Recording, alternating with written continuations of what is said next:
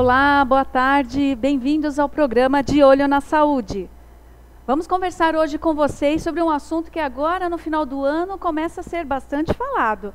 Até porque, quando chega no final do ano, a gente se preocupa muito com o que vamos comer e aquela programação, né, de final de ano, como vai ficar meu corpo para o verão, como que eu vou estar, né, preparado para pôr um biquíni, um maiô, será que o meu corpo está legal? E aí a gente se preocupa com essa questão da aparência física. Muitas pessoas vão para as academias, vão aí fazer suas dietas, e essa programação aí para o final de ano, às vezes, pode ser perigosa. Por isso, hoje nós vamos falar sobre o uso indiscriminado de anabolizantes e o aumento que isso pode ocasionar e o risco que pode ocasionar para o câncer de fígado. E aí nós trouxemos o Dr. Carlos Eduardo Sandoli Bahia, que é médico formado pela USP, tem doutorado na área de transplante de fígado na mesma instituição.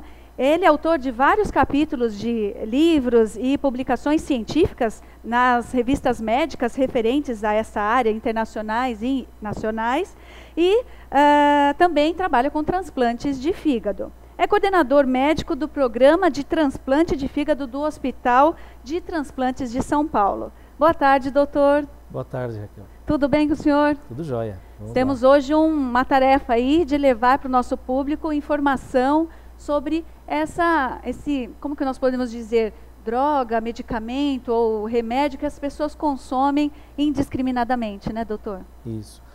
O uso de anabolizantes com essa finalidade de ganho de massa muscular é uma coisa muito perigosa e é um assunto muito importante para a gente discutir e esclarecer as pessoas. E nós estamos aqui para esclarecer as suas dúvidas também, então você que está aí nos ouvindo, pode postar a sua dúvida, o seu questionamento, que o Dr. Carlos aqui dentro do horário do programa poderá ainda respondê-lo a tempo. Doutor, vou começar fazendo uma pergunta que eu acho que a maioria das pessoas acabam se preocupando quando fala do uso de anabolizantes. O anabolizante, ele é uma medicação? Ele não pode ser usado assim, sem receita médica, por exemplo? Isso. A venda sem receita médica ela é proibida.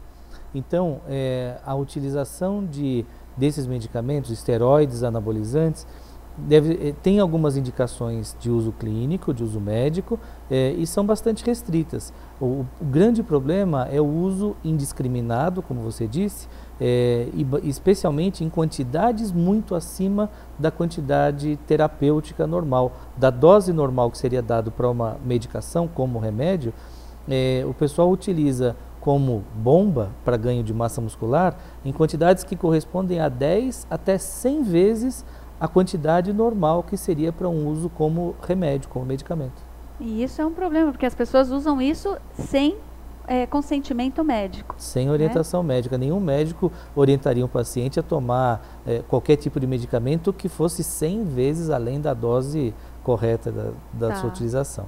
E isso tem origem onde, geralmente, quando o senhor recebe os pacientes que usam esse tipo de medicamento, eles têm origem nas academias, doutor? Como que o paciente tem acesso a essas medicações? O acesso a esse tipo de medicação, existe duas formas. O acesso lícito, quando é prescrito por médico e tem algumas indicações para o uso de esteroide anabolizante, mas tem a maioria dos casos que a gente fica sabendo é de uso ilícito, né, nessas quantidades muito altas e com finalidade, entre aspas, estética, que é o ganho de massa muscular rapidamente.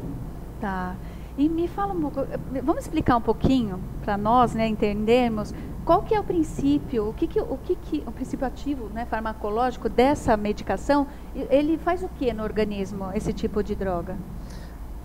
Os esteroides anabolizantes, eles são medicamentos derivados do hormônio masculino.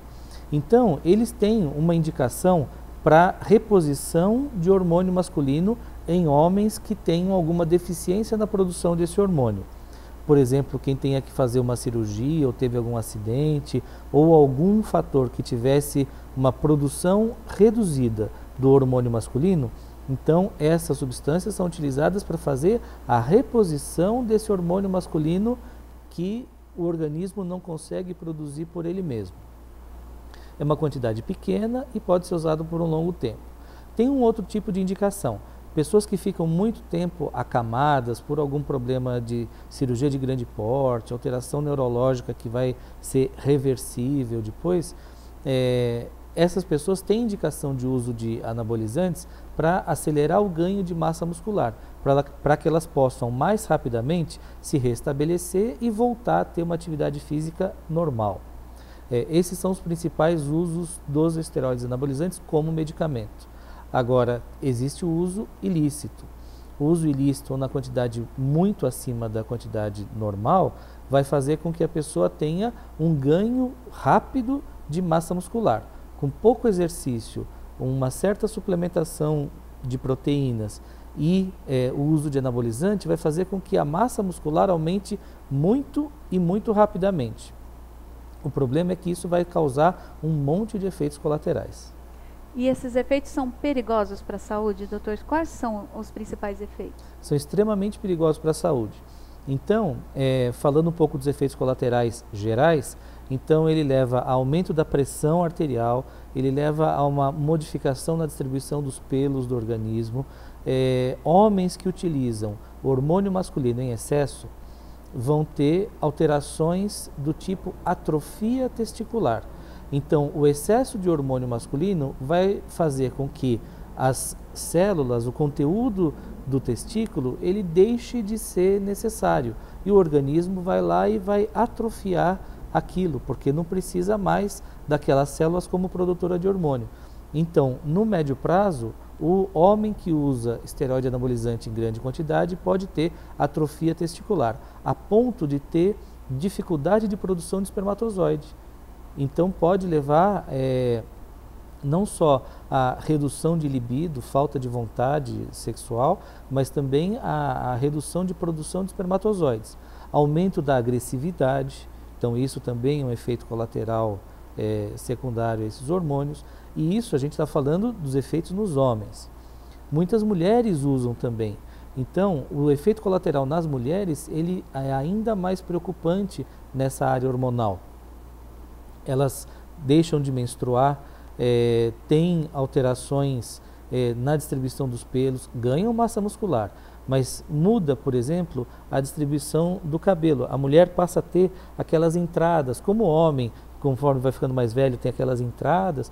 Então as mulheres passam a ter esse tipo de entradas também, né, que o pessoal fala, quando cai cabelo dessa região. Muda a voz e isso pode ser irreversível. Então a mulher usa durante alguns meses ou alguns anos anabolizante, para de usar, mas aquelas modificações não voltam para trás. E isso fora os efeitos no organismo do tipo as alterações para o fígado.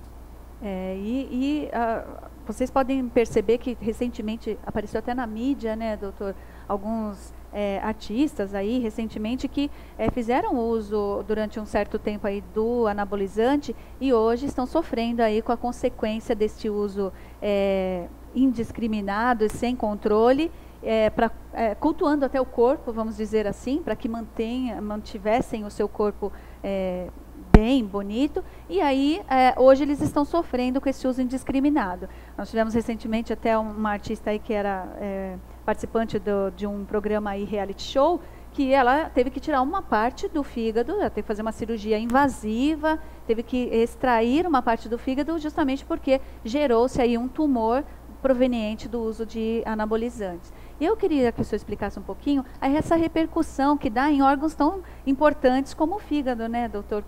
O que acontece com o fígado de uma pessoa que usa esse tipo de medicamento?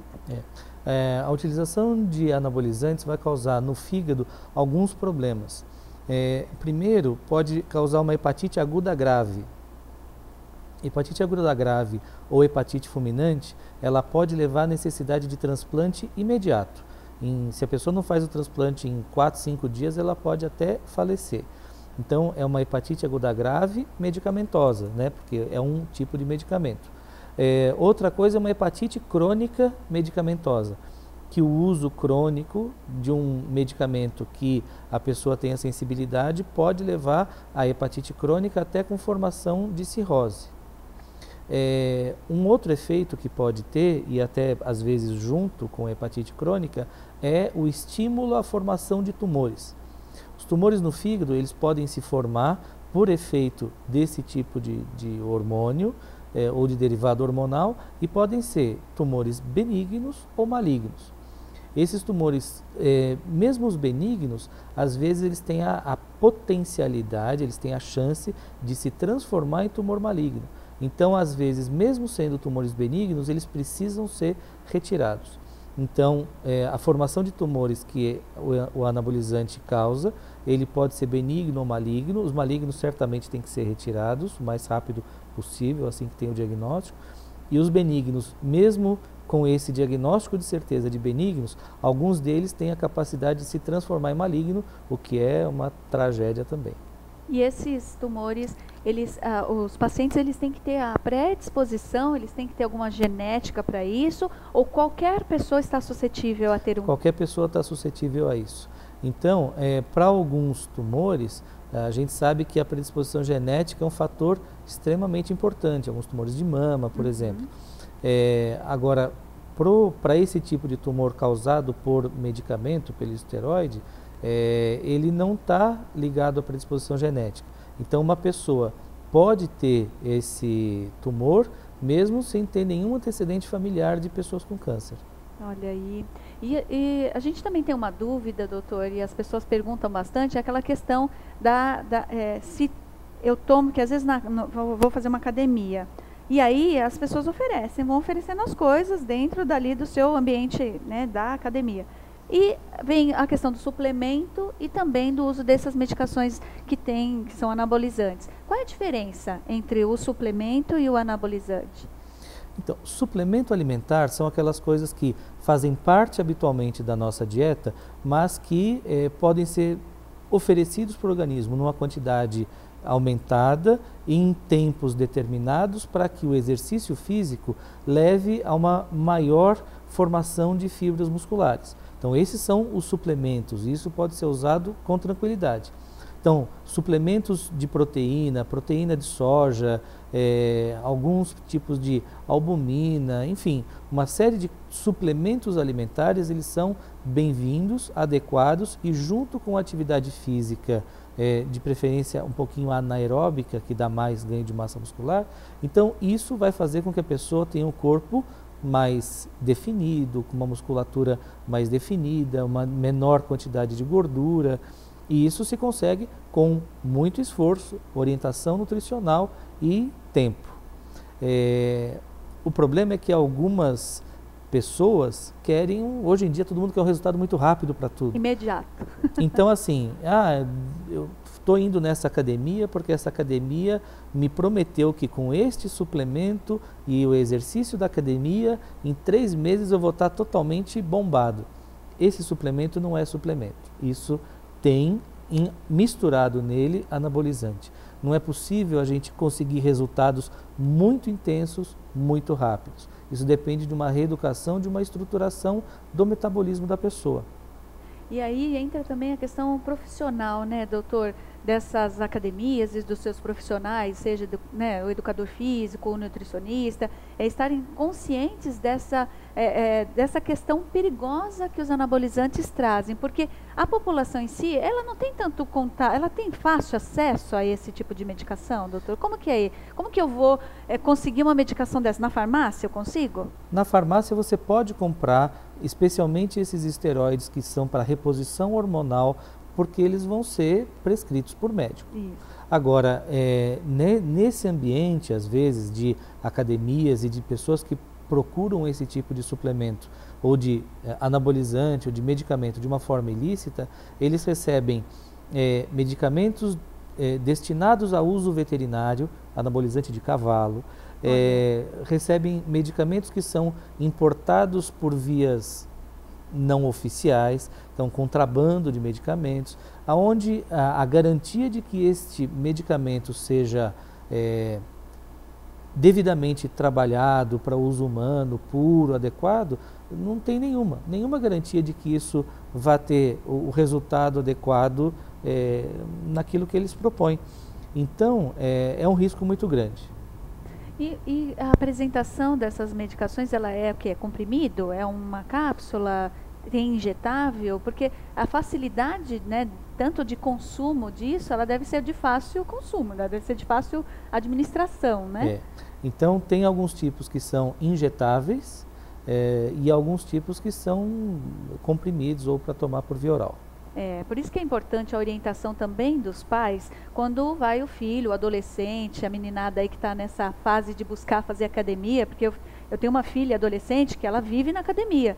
No entanto, a gente também tem que orientar, né, os pais têm que ser informados de que, às vezes, dependendo de onde o seu filho está indo, é lá que vai sofrer essa questão do oferecimento desse tipo de consumo. E tomar cuidado, porque eles usam muito esse nome de suplemento, né? Não de anabolizante, porque isso as pessoas já têm até um certo conhecimento com esse nome. Uma coisa que eu ia perguntar para o senhor é que, quando há o perigo já, né? Já houve o dano no fígado, e o paciente vai no serviço de saúde já com alguns sintomas. Quais são os principais sintomas, os primeiros, que aparecem no indivíduo que usa esse anabolizante, né, em larga escala, que ele usa há muito tempo? Quais são os principais sintomas que ele tem e que o leva a buscar o serviço de saúde? Na maioria das vezes, são os efeitos ligados ao uso como hipertensão arterial. A hipertensão arterial é uma das coisas que acaba levando a pessoa, porque é uma pessoa que preza pelo corpo, quer ter um corpo atlético, mostrando saúde e que de repente pode ter níveis de pressão arterial muito elevados, podem levar a infarto, pode levar a acidente vascular cerebral, derrame. Então, são coisas que podem dar uma série de sintomas, a própria hepatite aguda por conta disso. E uma das coisas mais importantes, e que às vezes a gente percebe que existe um certo receio, é que a pessoa chega e, num primeiro momento, não admite que está tomando esse tipo de suplemento. Então fica com receio de falar, acha que como está tomando alguma coisa que é ilícita, pode ter alguma represália do tipo uma polícia que vai chegar e que vai ver do médico, e tentam esconder do médico. Então uma coisa que eu até brinco com os pacientes e falo, olha, eu não sou padre nem polícia, então se ele tiver que falar, fala, não tem problema nenhum, não tem julgamento disso, mas a informação é importante para que a gente possa cuidar da melhor forma possível.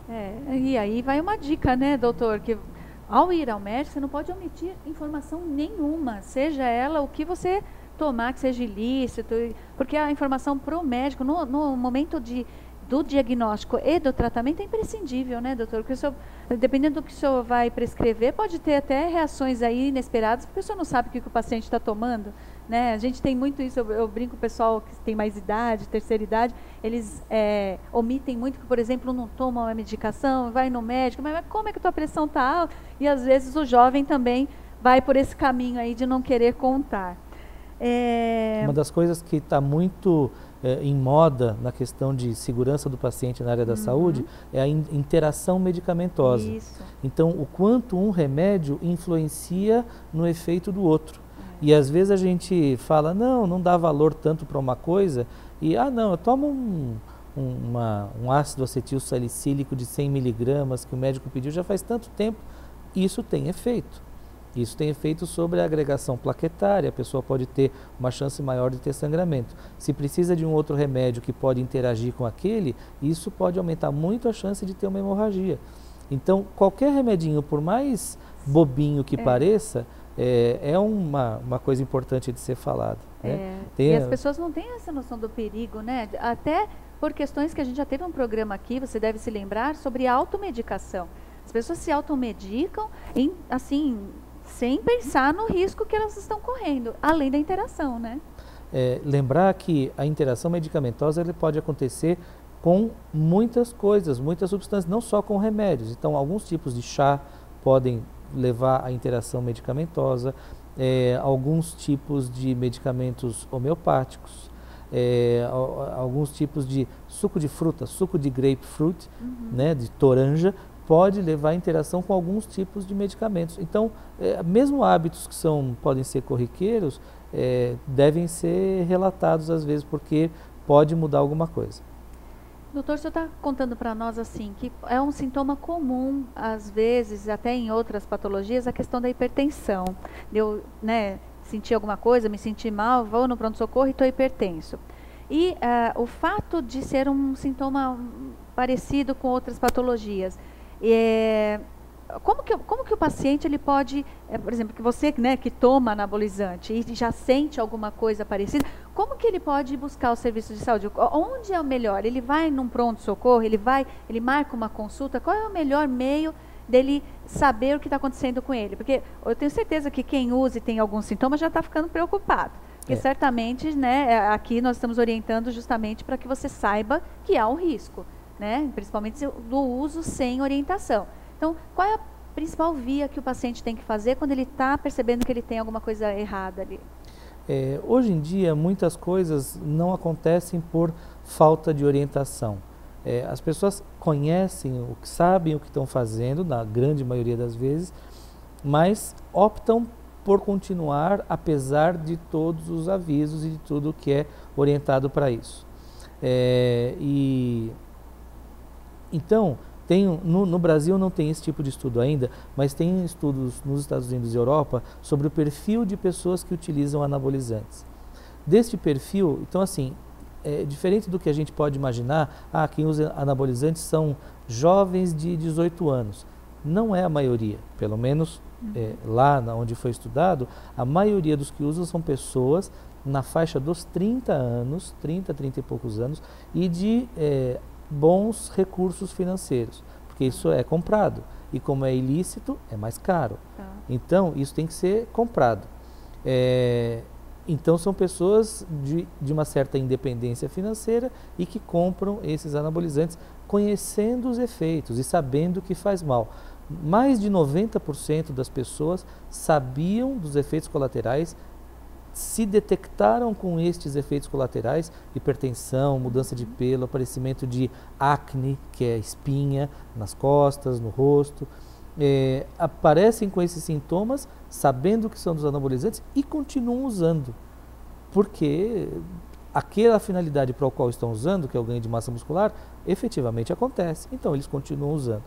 Então, esta situação, embora factível, ninguém vai procurar um médico para perguntar, olha, estou tomando esteroide anabolizante de cavalo e quero saber como é que eu faço para melhorar esse problema da acne. É simples, para de tomar, quer dizer, o problema da acne é só um deles. Tem mais a pressão, tem mais atrofia testicular, alterações da menstruação das mulheres, quer dizer, então assim, não é por falta de orientação. Quem toma, normalmente, sabe que está tomando, e sabe os efeitos colaterais, sente os efeitos colaterais e opta por continuar. O alerta é que o uso crônico, o uso por um período prolongado pode levar a alterações irreversíveis, porque muita gente acha que não, eu paro de tomar 3 meses depois, já saiu tudo do meu organismo. Algumas coisas não vão sair. As sequelas ficam, né, doutor? Sequelas vão ficar. Como a gente está vendo aí a situação a questão hepática, né, no fígado. E a gente estava conversando aqui fora do ar, o doutor estava me explicando que os pacientes que fazem, vamos dizer assim, tem que tirar um pedaço do fígado, ou tem que fazer alguma cirurgia invasiva, mesmo no caso de pacientes que têm tumor, que o fígado se regenera rápido, né? Como é que é isso, doutor? Conta pra gente um pouquinho, pra gente entender essa terapêutica, né? Ou a reconstituição do fígado no nosso organismo. Isso é uma coisa muito interessante. Desde a antiguidade se conhece essa capacidade do fígado de regeneração, de você tirar um pedaço e ele crescer de novo. Não sei se você vai lembrar de uma lenda, uma mitológica do Prometeu acorrentado. Então Prometeu era o cara que trouxe o fogo dos deuses para a terra. O castigo dele era ser amarrado e toda noite um abutre ia comer o seu fígado.